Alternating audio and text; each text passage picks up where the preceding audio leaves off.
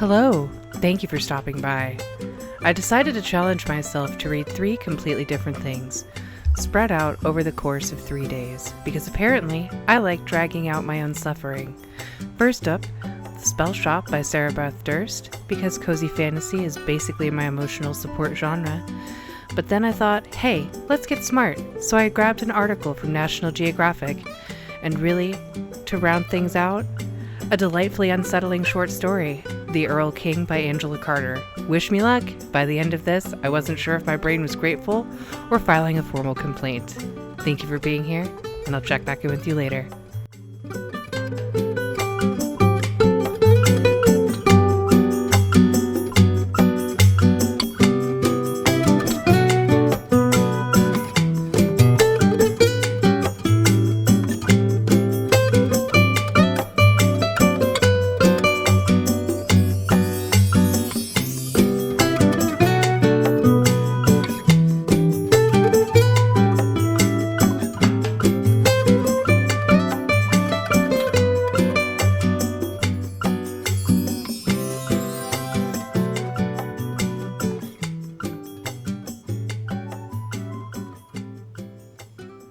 All right, well, I'm excited to announce that I read 2 chapters in the time that it took me to eat my breakfast.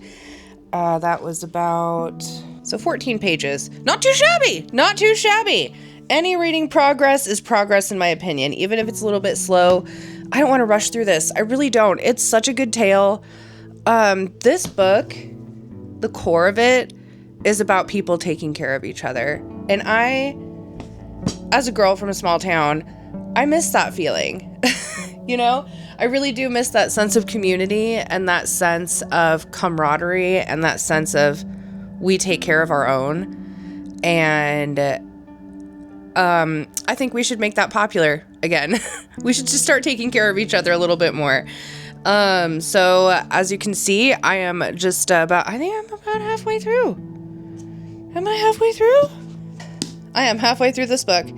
Oh, this is so good. Okay, well, now that I've done that, I have got things to do. I'm gonna go grab my phone. I've got my headphone. I'm just gonna shut up and go do the things instead of talking about doing the things.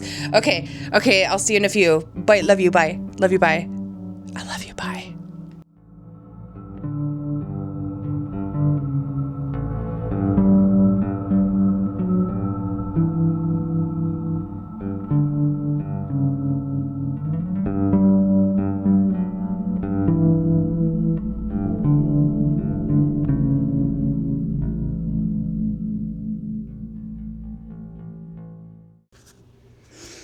Hello. Happy Sunday. How are you doing? I am just checking in. Didn't realize that I would be starting this so soon. We're doing a little FaceTime vibes. So, current state. We are still reading The Spellshop by Beth Durst. I started this yesterday. Well, yesterday I started my reading challenge at page 182, I believe. I started reading chapter 17 through 19, and that part I vlogged. I'm now currently on chapter 28. This book is so good, y'all. Like, I am very excited that it is a series, because there's so much more of these characters that I would like to read about. So I've made it 182. Girl, I am like 98 pages away. So I read almost 100 pages in a day and a half. I'm really proud of myself. And I still have my other books back there on my chair, if you can see, that I want to read. So my Nat Geo and my Angela Carter's The Erl-King. But right now, I won't lie. Like, I'm kind of afraid that if I put this down, I am going to put off reading it because I am so interested in it. Don't ask me. It doesn't make sense even to me as I say it out loud. So I think I'm going to keep reading. We're just having a good time. I just got some coffee and had some breakfast. Hold on. Going back to The Spellshop. I love the characters. I love it feels like a cozy book, but it also it reads like a cozy fantasy, but there's definitely higher stakes. Like, stuff could go down. Stuff is going down. And things are happening, and feelings are being admitted, and it's so good. It's y'all, if you haven't had a chance to read The Spellshop by anything really by Sarah Beth Durst, run, don't walk. Run to Libby and try it out for free. And, if you're not sure that you're going to like her, but, oh, God, I'm so happy. I'm so happy I picked this up. I have another book. I think I'm going to be reading Insatiable after this, but this one, I like to take my time. Like, I like to immerse myself in the reading experience. I like to drown myself in the ambiance. It definitely still has like summer vibes, and here in the Evergreen State, it still doesn't feel like summer's ever going to end. So it's perfect for me right now. So yeah, I cannot wait. I've already figured out my spooky season books, and I'm getting into the last 100 pages officially I have less than 100 pages left of the Spellshop before it's done, and I can't wait. So I'm going to keep reading until I'm not in the mood to read this anymore, be that by the time I finish the book, or if I'm like, I need something different, we'll just see what comes first. So I'm having a wonderful time.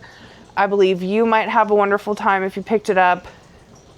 100 out of 10 would recommend to a friend. So I'm going to get back to reading. I currently have my phone. What do we have? Cozy Autumn Lo-Fi. Blasting on YouTube with my really old, but still efficient Bose. They're not pretty, but they still get the job done, and they're wonderful. If you haven't checked them out, I recommend this as well. So we're going to hop to it, and thank you so much for being here. Okay, bye.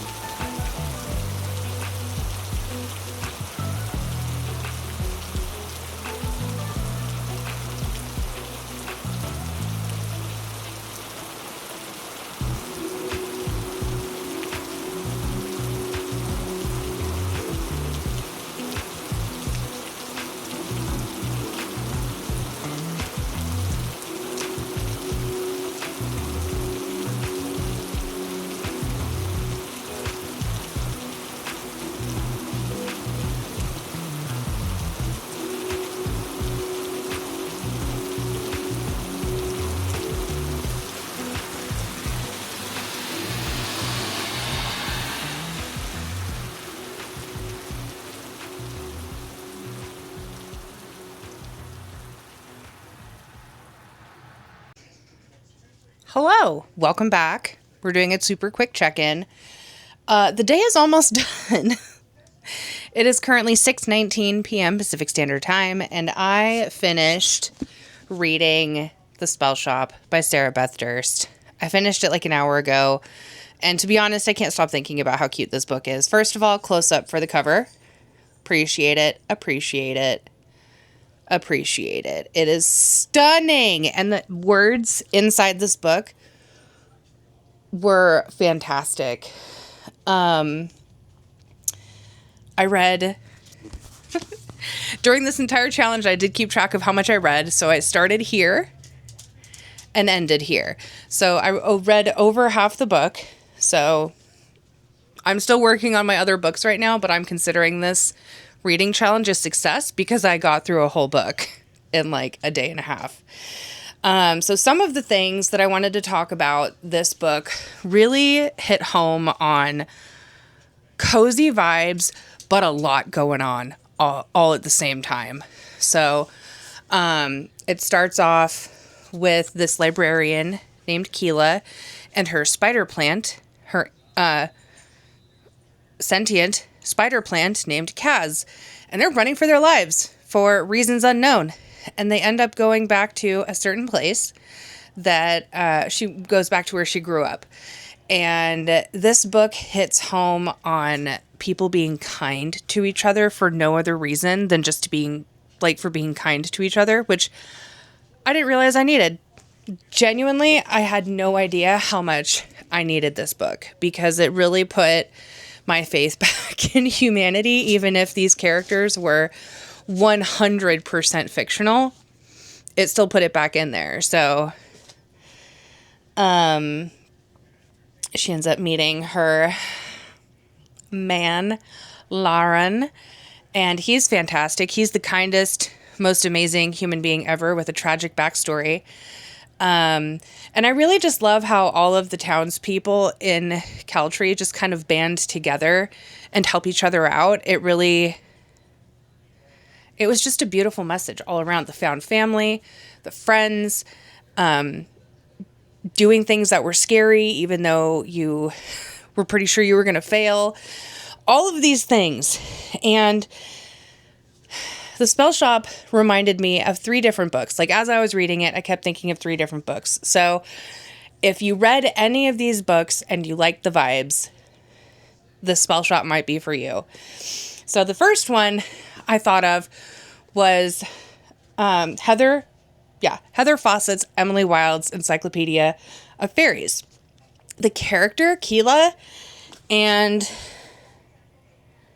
oh my gosh, how did I forget her name? Apparently it's been a minute since I've read the book. So Keela and Emily Wilde have very similar personalities. They're very smart women. They're very intellectual women. They're very scholarly women. And they have a job to do, and they will not have anyone get in their way. Like, these 2 women were very akin in that they just wanted to be left alone, and they wanted to read their books. That's it. Like, vibes. I also liken just, like, the world-building aspect. Heather Fawcett and Beth Durst also have very similar styles in that they build up this really beautiful, grand world. Like, I don't know, it's not grand. I thought it was grand. It was sweet and cozy, and I just appreciated the writing style. I felt like everything was really fleshed out. The world was completely built out, and I just really appreciated that. If you can hear that, that's my dogs. Small house, what are you gonna do? Next up, kind of like the journey vibes and the found family vibes of Kiki's Flying Delivery Service. If you liked this book where a young woman goes out on her own into destination unknown, and she's going to do her best, and she's going to make friends along the way, and she's going to change people's lives in the most amazing way. If you like Kiki's Flying Delivery Service, you're going to like The Spellshop. Next up, I feel like this one was just totally... this was spot on because the two female characters also go out into world unknown and decide, you know what? I'm going to start a business and I'm really going to try to succeed. I'm passionate. I mean, Keela had started her business for other reasons, but you know, she really eventually came into like, oh my God, I really like these people. I feel like they're kind of cool and I have services that they really need. And I'm going to fill those needs. If you like Legends and Lattes, you're going to probably like the Spellshop. So these 4 books are incredibly similar. These 4 books are incredibly similar in writing style, vibes, and the found family aspect. Girl, let me just tell you, they're worth it. First of all, if you haven't read any one of these, highly recommend all 4 of them. So that's my latest check-in. I needed a little bit of a rest from reading because my eyes were starting to like cross. So I have been playing Stardew Valley. I just bought my first apple tree that we're going to be planting. I just planted it and it'll be available for producing apples in fall, which is the next season. So I'm pretty proud of myself for that. I'm just having a fun time. This weekend has been great in that I have gotten a lot done and not a lot done at the same time. I got a lot done. Yesterday was really busy. Today was just more chill, but still productive because I read my book. Anyway, I am going to end this and I will check in after I finish reading my National Geographic. That is my next read that I'm going to do. I'm reading a very interesting story about, it's not a story, it's an article about monitoring the gas emissions in the Congo and how important those trees and the forest is in containing and storing greenhouse gases. So I'm really interested in that article. I can't wait to read it. I'm already a couple pages in, but I, again, needed to stop. The eyes were crossing. So I'm going to finish that article. I'll tune back in. And then after that, I just have that one short story from the Erl-King. And it's only like 7 pages, but the writing style just makes me think, you know? It's one of those things where you have to sit. You read the sentence, you think it's a certain way, and then you're like, no, that can't be right. And then you read it again, and you get the true meaning. So that's where I'm at. I really appreciate you hanging in there, going through this little challenge with me. And yeah, I'll check back in a little bit. Okay, love you, bye. Hello, thank you for joining me. I have approximately 2 minutes, less than 2 minutes, to tell you about The Erl-King by Angela Carter. This one was different. In essence, this short story was about a woman who falls in love with the Erl-King, and she's enticed by him, she's entranced by him, she's mesmerized by him. He's a creature of the forest, and he has in his home, of which he is an excellent housekeeper, I guess, he has walls of birds. Well, turns out, as you read through the 7 pages, that those birds are actually girls who were also entranced by the Erl-King. And this story is about how this girl fully intends to earn her freedom. You want to know what she's going to do? She's going to... I shall take 2 huge handfuls of his rustling hair as he lies, half dreaming, half waking, and wind them into ropes, very softly, so he will not wake up, and softly, with hands as gentle as rain, I shall strangle him with them.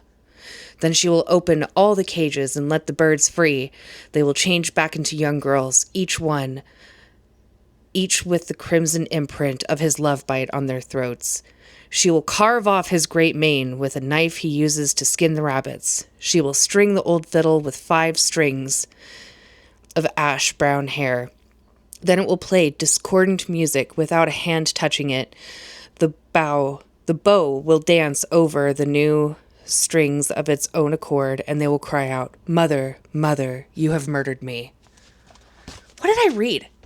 I comprehended it. I read it slowly so I could understand all of the words, but there were still moments where I had to go back and reread a sentence because I thought it meant one thing and then it meant another. There's also words in here that I quite frankly have never read before. So discordant, I can only imagine what that means. I mean, it would follow the same sentence structure of probably discourse, I would assume. So this was challenging. But with this being done, I have completed my challenge. I read The Spellshop by Beth Durst. I read that article on the Congo from National Geographic. And I read one short story from Angela Carter's The Bloody Chamber. The story was the Erl-King.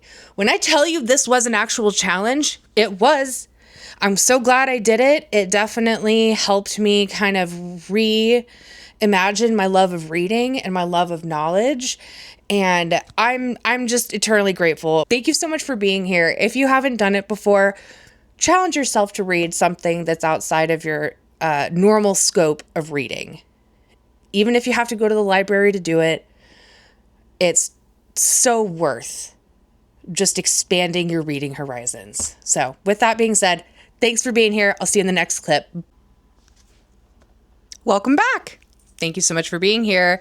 I am going to wrap up this challenge with just kind of recapturing what I have read and how much this challenge actually did challenge me. So first off, I finished reading The Spellshop by Beth Durst. Absolutely will I be keeping this in my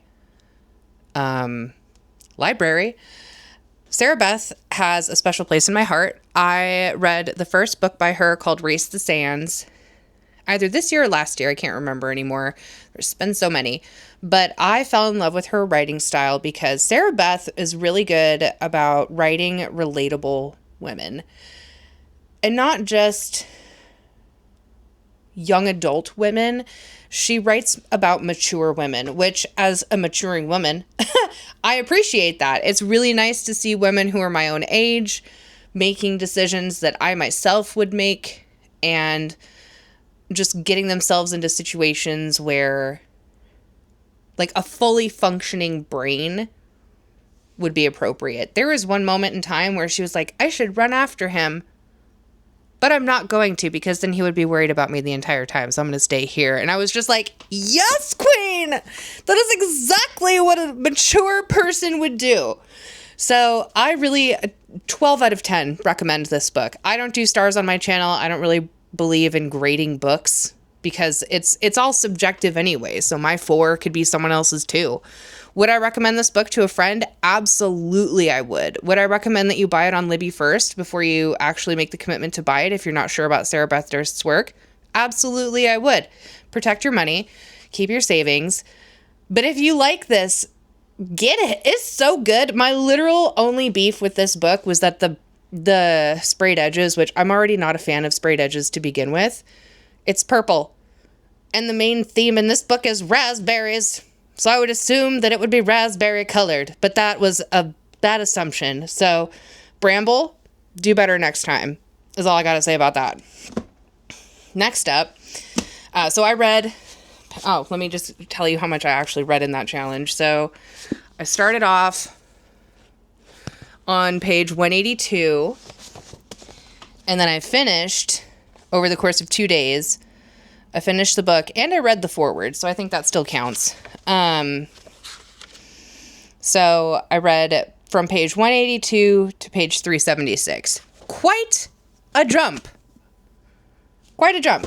So I was really proud of myself for finishing that out. I will absolutely be rereading this. It's kind of more like a summary read, which is completely fine because where I'm at now, it's 85 degrees outside. So it still feels like summer is just alive and kicking. So that was kind of perfect to finish out my summer. I cannot wait to read the second book, and I know there's a third book, so absolutely, I'm just going to be buying them because I know for sure Beth is my girl, and I'm going to be giving her my money. Next up, I read this incredibly short story, which is probably, this was the biggest challenge for me. I actually finished this last, so I don't know why I'm going over it now, but I am. So this is how I ended my challenge was The Erl-King by Angela Carter.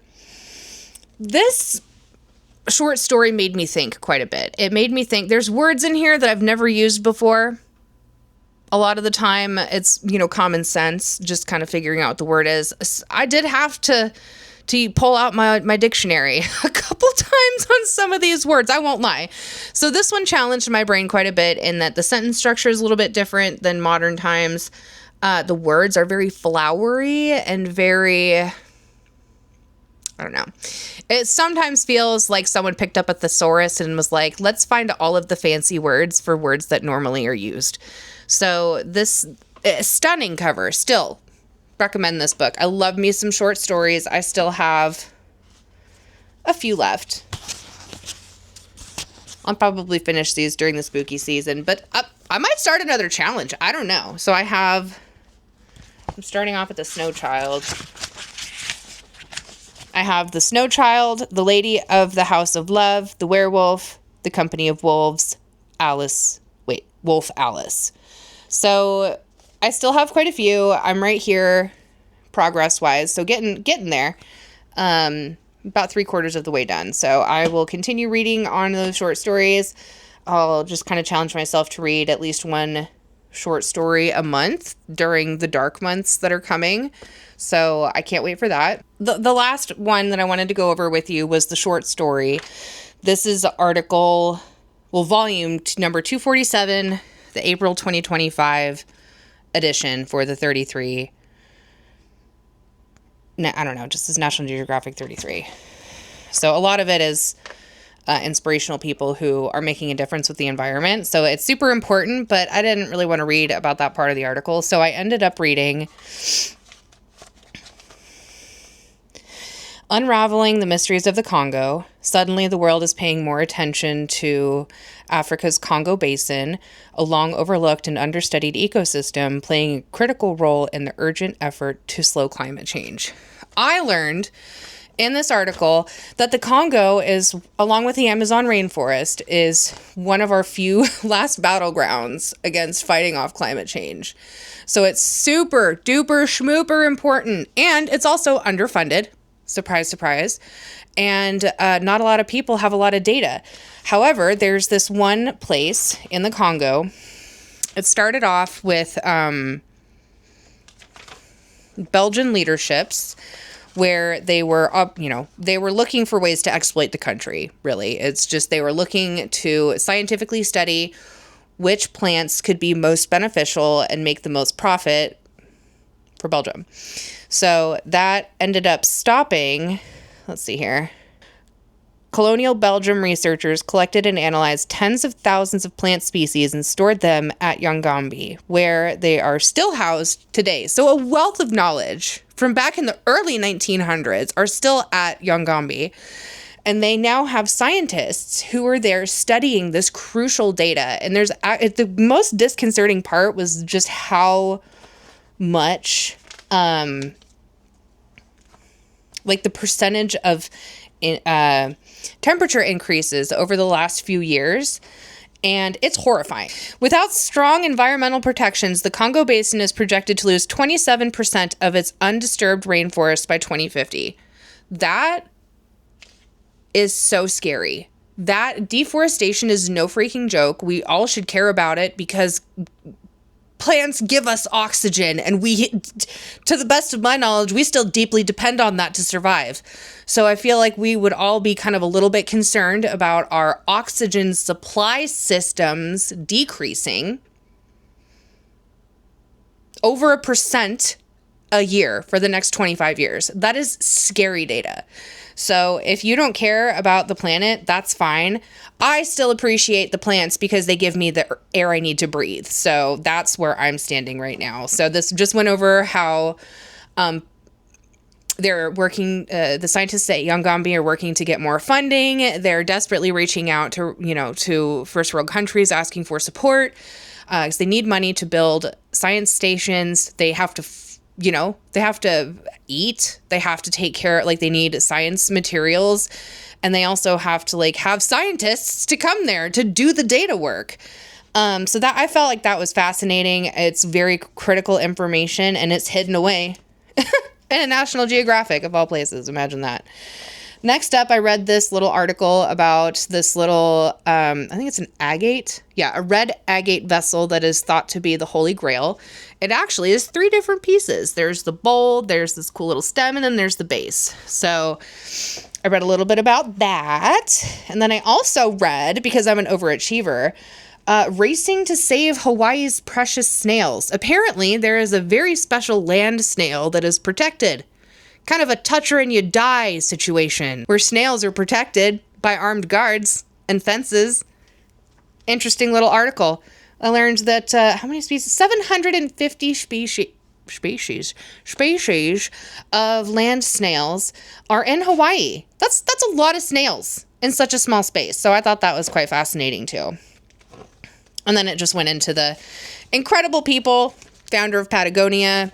And there's Jason Momoa in here. Oksana Masters, Tayshawn Hayden Smith,